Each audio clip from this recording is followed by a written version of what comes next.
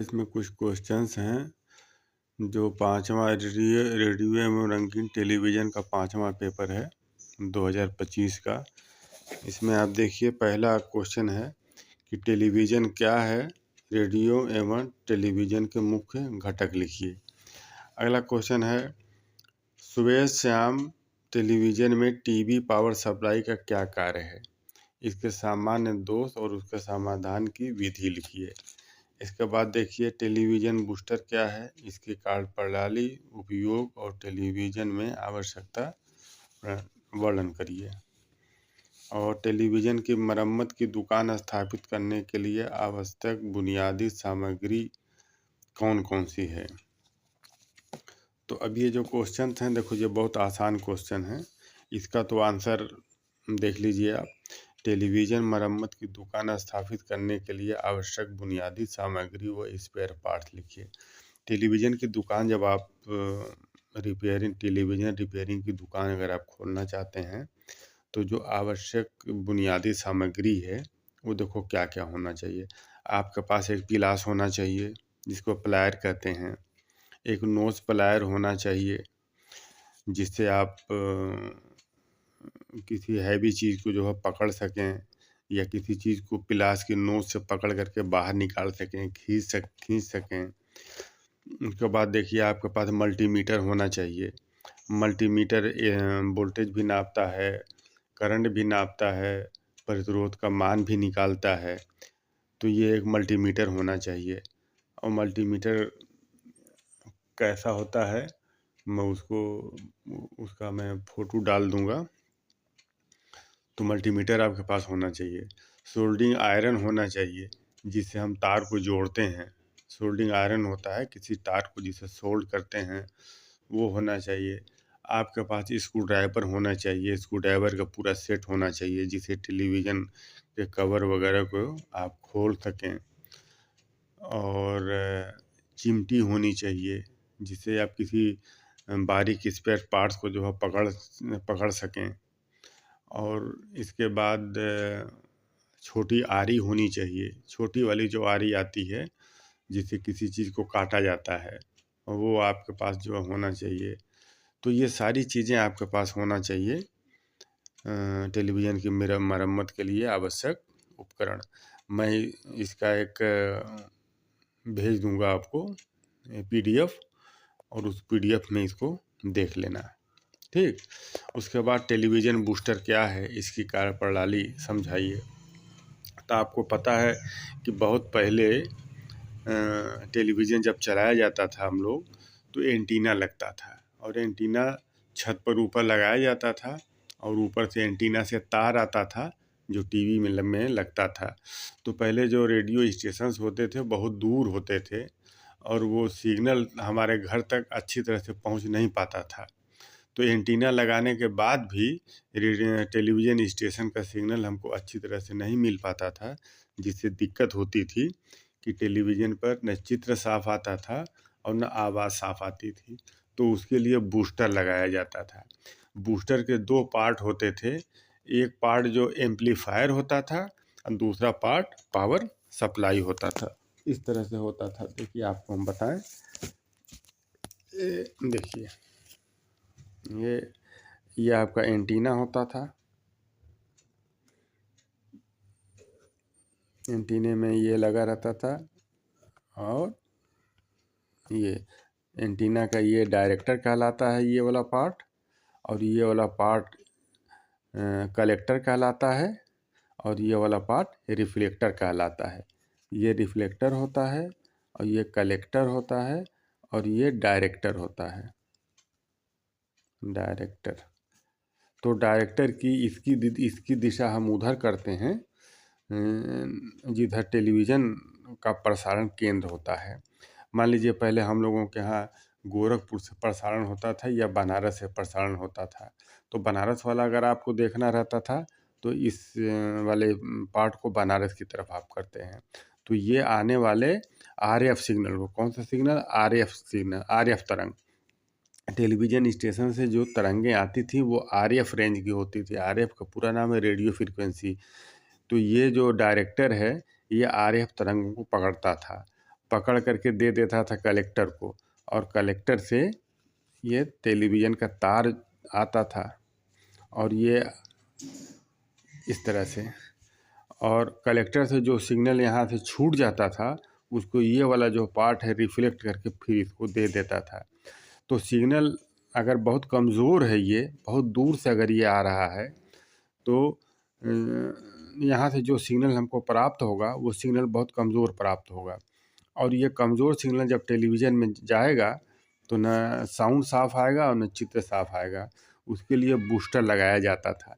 Booster के दो part होते थे, एक पार्ट ऊपर लगाया जाता था एंटीना के पास, ये तार इसमें लगा दिया जाता था ये, और फिर नीचे से ये इनपुट होता था, और ये वाला दोनों पॉइंट है वो आउटपुट होता था। ये जो तार जो कलेक्टर से आता था उसको इनपुट में लगा दिया जोड़ दिया जाता था, और आउटपुट से ये बाहर निकलता था। और यहाँ मान लीजिए ये आपका टेलीविज़न है, तो टेलीविज़न के पास एक एम्पलीफायर यूनिट होती थी, एम्पलीफायर यूनिट होती थी।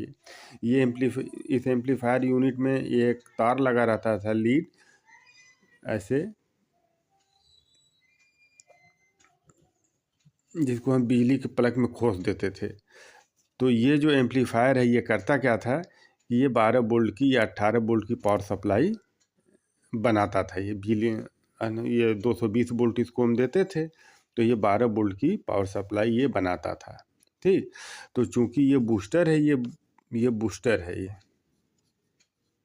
बूस्टर का ये एम्पलीफायर यूनिट है ये, तो इसको काम करने के लिए बिजली चाहिए, बिना बिजली का ये काम नहीं करेगा, विद्युत ऊर्जा चाहिए। तो ये वाला जो एम्पलीफायर यूनिट ये पावर सप्लाई यूनिट, सारी एम्पलीफायर नहीं, ये पावर सप्लाई यूनिट है, पावर सप्लाई यूनिट है, ये एम्पलीफायर यूनिट है, एम्पलीफायर यूनिट है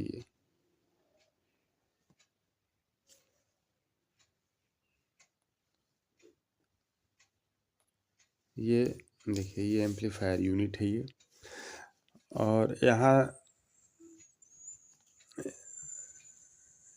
एम्पलीफायर यूनिट में ले आ गए, पावर सप्लाई यूनिट में ये जो तार ऊपर से आता था एंटीना से बूस्टर में, और बूस्टर से जो तार निकलता था उसको यहाँ पर ले आकर के हम जोड़ देते थे, ठीक ना। और इसके दूसरे सिरे से ये जो तार निकलता था पावर सप्लाई यूनिट से, ये निकाल करके टीवी के प्लग में लगा देते थे। ठीक, तो अब इसमें होता ये था कि जो ये सिग्नल पकड़ता था ये एंटीना, वो सिग्नल पहले आता था पावर सप्लाई बूस्टर के पावर सप्लाई यूनिट में। पावर सप्लाई यूनिट इन कमज़ोर तरंगों को शक्तिशाली तरंगों में बदल देता था। ये जो कमज़ोर तरंगें इसको मिल रही थी, कमज़ोर सिग्नल, उसको ये शक्तिशाली ताकतवर बना देता था, और ताकतवर बना करके ये यहाँ से आता था, और यहाँ से आने के बाद इसको टेलीविज़न को दे दिया जाता है। तो ये RF रेंज की ये तरंगें होती हैं, ये RF फ्रीक्वेंसी यहाँ आया, यहाँ से एम्पलीफायर को आया, एम्पलीफायर ने उसको शक्तिशाली किया, और वहाँ से ये टेलीविज़न को दे दिया गया। तो अब जो टेलीविज़न को सिग्नल आ रहा है वो शक्तिशाली सिग्नल आ रहा है, इसलिए अब चित्र भी साफ आएगा और आवाज़ भी साफ आएगी। तो और ये जो पावर सप्लाई यूनिट है, इसका काम सिर्फ एक ही है कि ये इसको काम करने के लिए पावर चाहिए, बिजली चाहिए, तो ये उसको बिजली सप्लाई करता था। तो ये जो है बूस्टर का ये काम था। तो बूस्टर इसमें पूछा गया है कि देखो ये टेलीविज़न बूस्टर क्या है, इसकी कार्यप्रणाली, उपयोग और आवश्यकता बताइए। तो टेलीविज़न बूस्टर समझ में आ गया कि टेलीविज़न बूस्टर एक ऐसा उपकरण होता है जो कमज़ोर RF तरंगों को शक्तिशाली, जो टेलीविज़न की कमज़ोर, ये RF रेंज की जो तरंगें होती हैं टेलीविज़न की, कमज़ोर तरंगों को शक्तिशाली तरंगों में बदल देता है, जिससे टेलीविज़न पर चित्र और आवाज़ दोनों स्पष्ट आ सके। तो और इसका उपयोग है। तो इस तरह से, और इसकी कार्यप्रणाली भी हमने देखिए बता दिया, इसकी कार्यप्रणाली भी हमने बता दिया, ठीक ना। और यहाँ आप देखिए टेलीविज़न क्या है? रेडियो टेलीविज़न के मुख्य घटक लिखिए। तो टेलीविज़न एक ऐसा उपकरण है, टेलीविज़न एक ऐसी युक्ति है, एक ऐसा उपकरण है जो दूर से प्रसारित होने वाले प्रोग्रामों को टेलीविज़न पर हम घर बैठ कर के आराम से देखते हैं, ठीक ना? और इसके इसके मुख्य घटक जो है देखिए क्या-क्या हैं, इसको आप बना लीजिएगा। ये देखिए ये एंटीना है। एंटीना से आरएफ तरंग एंटीना आरएफ तरंगों को पकड़ करके ट्यूनर को दे देता है और ट्यूनर का काम है कि ट्यूनर इन आरएफ रेंज की तरंगों को आईएफ रेंज की तरंगों में बदल देता है। इसकी फ्रीक्वेंसी कम होती है, इसकी फ्रीक्वेंसी ज़्यादा होती है, तो आरएफ को ट्यूनर आईएफ में बदल देता है, ठीक ना? इसी ट्यूनर पर एक पॉइंट होता है एजीसी का। यहाँ एक पॉइंट होता है एजीसी का, एजीसी, जहाँ हम 1.5 वोल्ट से लेकर के 2 वोल्ट तक हम यहाँ वोल्टेज देते हैं। एजीसी का पूरा नाम होता है automatic gain control. Automatic gain control. तो ऑटोमेटिक गेन कंट्रोल का काम होता है कि ये आईएफ के तरंगों के मान को कंट्रोल करना, इसका जो आउटपुट है जो निकल रहा है इसको कंट्रोल करना, क्योंकि ये आरएफ तरंगों का मान घटता बढ़ता रहता है। तो अगर आईएफ तरंगों का भी मान अगर घटता बढ़ता रहेगा तो दिक्कत ये आएगी कि टेलीविज़न के पर्दे पर न चित्र सही आएगा न आवाज़ सही आएगी। तो इस जो एजीसी वोल्टेज देते हैं यहाँ, जिसका नाम ऑटोमेटिक गेन कंट्रोल, ये आईएफ के जो यहाँ से आउटपुट जो बाहर निकल रहा है उसके गेन को ये कंट्रोल कर लेता है। उसके बाद ये आता है वीआईएफ विभाग में। वीआईएफ विभाग में इसको एम्पलीफाई किया जाता है, शक्तिशाली किया जाता है। फिर शक्तिशाली करने के बाद फिर जब ये यहाँ से बाहर निकलता है तो साउंड के सिग्नल को, इसके अंदर कौन कौन से तरंगें होती हैं, इसके अंदर जो आईएफ आ रहा है इसके अंदर साउंड की तरंगें हैं, वीडियो की भी तरंगें हैं और सिंक सिग्नल भी होता है। देखिए याद रहे, इसके अंदर सिंक सिग्नल भी होता है। तो सिंक सिग्नल में वर्टिकल सिंक सिग्नल होता है और हॉरिजॉन्टल सिंक सिग्नल होता है। तो वर्टिकल सिंक सिग्नल की आवृत्ति होती है 50 हर्ट्ज और हॉरिजॉन्टल सिंक सिग्नल की आवृत्ति होती है 15,625 हर्ट्ज को। अगर ये वर्टिकल सिंक सिग्नल और हॉरिजॉन्टल सिंक सिग्नल जो टेलीविज़न के स्टेशन से भेजा जाता है, अगर इसमें मिला करके ना भेजे तो उससे दिक्कत ये आएगी कि टेलीविज़न के पर्दे पर जो चित्र है वो वर्टिकली ऊपर नीचे रोल करेगा और हॉरिजॉन्टली भी दाएं बाएं भी रोल करेगा। ऐसे ऐसे रोल करेगा, ऐसे ऐसे ऐसे ऐसे रोल करेगा और अगर वर्टिकल नहीं मिलेगा तो सिग्नल ऐसे ऐसे रोल करेगा। तो सिग्नल जो है टेलीविज़न के पर्दे पर एकदम इस तरह से रुका रहे, उसके लिए हॉरिजॉन्टल सिंक, उसके लिए सिंक सिग्नल की आवश्यकता होती है और यह सिंक सिग्नल वहाँ से भेजा जाता है स्टेशन से। अब इसमें देखिए जो ये सिग्नल आ रहा है, इसमें साउंड का भी सिग्नल है, इसमें वीडियो का सिग्नल है और इसमें सिंक सिग्नल है। साउंड के सिग्नल को निकाल करके साउंड के विभाग में भेज दिया जाता है और यहाँ से फिर साउंड एम्पलीफायर में भेज दिया जाता है, जहाँ उसको एम्पलीफाई किया जाता है, शक्तिशाली किया जाता है। अब फिर साउंड के सिग्नल को स्पीकर को दे दिया जाता है, जिससे स्पीकर से आवाज़ आने लगती है। और ये आपका वीडियो एम्पलीफायर है, इसको शक्तिशाली करके एम्पलीफाई करके सीआरटी को दे दिया जाता है। टेलीविज़न में जो पर्दा होता है उसके पीछे एक ट्यूब लगी रहती है, पर्दे से लगी हुई पीछे पूरी ट्यूब लगी होती है, जिसको सीआरटी कहते हैं। सीआरटी का पूरा नाम होता है कैथोड रे ट्यूब। तो इसको दे दिया जाता है इसके कैथोड के, जिससे पर्दे पर चित्र आने लगता है। और ये वर्टिकल सिंक सिग्नल और हॉरिजॉन्टल सिंक सिग्नल को अलग करके यहाँ से देखिए सिंक सेपरेटर में आया। सिंक सेपरेटर में ये वर्टिकल सिंक को अलग कर लिया जाता है 50 हर्ट्ज की, और हॉरिजॉन्टल सिंक को देखिए अलग करके, वर्टिकल को अलग करके वर्टिकल विभाग में भेज दिया जाता है। यहाँ इसको एम्पलीफाई किया जाता है, शक्तिशाली बनाया जाता है, फिर वर्टिकल आउटपुट में भी इसको पर्याप्त रूप से शक्तिशाली बनाया जाता है और फिर उसके बाद इसको भेज दिया जाता है वर्टिकल योक पर। टेलीविज़न का ये ये जो सीआरटी होता है, इसकी जो ट्यूब पीछे लगी होती है, इसके ट्यूब के गर्दन पर 2 योक लगे होते हैं। एक वर्टिकल योक होता है और हॉरिजॉन्टली ये कॉइल का गुच्छा होता है जिसको योक कहते हैं। तो ये जो वर्टिकल सिग्नल जो यहाँ से निकल रहा है, इसको इस वर्टिकल योक पर यहाँ से भेज दिया जाता है। ये वर्टिकल योक यहाँ देखो दिखाया गया है। तो जिससे पर्दे पर जो चित्र है, पर्दे पर जो रोशनी है वो ऊपर नीचे ये फैला देता है। ठीक ना? ये जो वर्टिकल आउटपुट है, ये जो वर्टिकल सिग्नल है, ये पर्दे पर रोशनी को वर्टिकली माने ऊपर नीचे ऐसे ऐसे फैला देता है। टेलीविज़न के पर्दे पर रोशनी को ऐसे फैला देता है ये, ठीक। उसके बाद यहाँ से देखो 15 हॉरिजॉन्टल सिग्नल देखो अलग कर लिया गया है। अलग करने के बाद सिंक एम्पलीफायर में गया, जहाँ इसको एम्पलीफाई किया जाता है। एम्पलीफाई करने के बाद एएफसी में, एएफसी का पूरा नाम लिख लीजिएगा, ऑटोमेटिक फ्रीक्वेंसी कंट्रोल। कभी कभी ये पूछता है, एजीसी का भी फुल फॉर्म पूछता है, जिसका पूरा नाम है ऑटोमेटिक गेन कंट्रोल, और एएफसी का पूरा नाम है, जिसका पूरा नाम जिसको कहते हैं ऑटोमेटिक फ्रीक्वेंसी कंट्रोल। अब 15,625 साइकिल पर सेकंड का सिग्नल जो स्टेशन से आता है वो, और इसके अंदर भी 15,625 साइकिल पर सेकंड का सिग्नल पैदा कराया जाता है। यहाँ पर 15,625 साइकिल का हॉरिजॉन्टल सिग्नल उत्पन्न भी कराया जाता है, और यहाँ स्टेशन से भी आता है। दोनों की मैचिंग बहुत आवश्यक है। अगर दोनों मैच नहीं करेंगे, जो यहाँ उत्पन्न कराया जा रहा है 15,625 का सिग्नल और जो यहाँ से आ रहे हैं, अगर मैच नहीं करेगा तो चित्र ऐसे दाएं बाएं ऐसे ऐसे रोल करने लगेगा।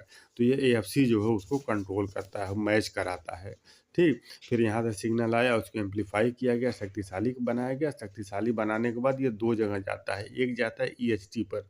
ईएचटी का काम क्या है? ईएचटी का पूरा नाम है एक्स्ट्रा हाई टेंशन।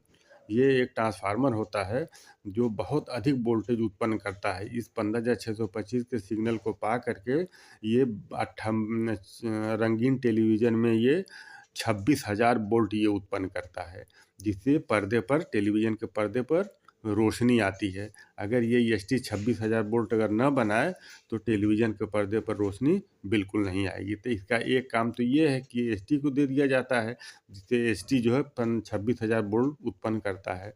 और यहाँ से और कहाँ दिया जाता है इसके आउटपुट को, और हॉरिजॉन्टल योक पर। जैसे हमने ये बताया ना कि यहाँ दो कॉइल के गुच्छे होते हैं, एक वर्टिकल और एक हॉरिजॉन्टल। वर्टिकल पर जो 50 साइकिल पर सेकंड का देते हैं, जिससे पर्दे पर जो चित्र है वो ऊपर नीचे फैल जाता है ये रोशनी। और ये हॉरिजॉन्टल कॉइल होता है, इस हॉरिजॉन्टल कॉइल पर ये हॉरिजॉन्टल सिग्नल देते हैं 15,625 यहाँ पर जो देते हैं, जिससे पर्दे पर जो चित्र, जो रोशनी है वो दाएं बाएं फैल जाती है। तो यहाँ से वर्टिकल मिल गया, वर्टिकल सिंक मिल गया जो रोशनी को ऊपर नीचे फैला दिया, और यहाँ से हॉरिजॉन्टल मिल गया जो वर्टिकली, जो उसको ऐसे फैला दिया, हॉरिजॉन्टल फैला। तो अब रोशनी पर्दे पर ऐसे भी फैल गई, ऐसे भी फैल गई। इसका मतलब है कि पूरा रोशनी पर्दे पर फैल गई, और अब उस पर चित्र स्पष्ट रूप से आने लगे। ये देखिए पावर सप्लाई है, ये पावर सप्लाई। इसके सारे विभाग को काम करने के लिए इसमें ट्रांजिस्टर लगे होते हैं, आईसी लगे होते हैं। ये सब बिजली से काम करता है। सबको डीसी विद्युत धारा चाहिए, पावर सप्लाई चाहिए। तो इन सारे विभागों को काम करने के लिए पावर सप्लाई विभाग होता है। ये पावर सप्लाई विभाग होता है। ये पावर सप्लाई विभाग एसएमपीएस पावर सप्लाई भी हो सकता है, और ट्रांसफार्मर भी। देखो एसएमपीएस पावर सप्लाई में बहुत छोटा ट्रांसफार्मर लगता है, और जो एसएमपीएस पावर सप्लाई नहीं होती उसमें बड़ा ट्रांसफार्मर लगता है। तो आज के टेलीविज़न में एसएमपीएस पावर सप्लाई आती है, जिसको स्विच मोड पावर सप्लाई करते हैं। इसको 220 वोल्ट देते हैं, और यहाँ से 12 वोल्ट से 18 वोल्ट जितनी आवश्यकता है यहाँ से निकलती है। और निकलने के बाद जिस विभाग को जितने वोल्टेज की आवश्यकता है, यहाँ से उसको बांट करके दे दिया जाता है, जिससे सारा विभाग काम करने लगता है।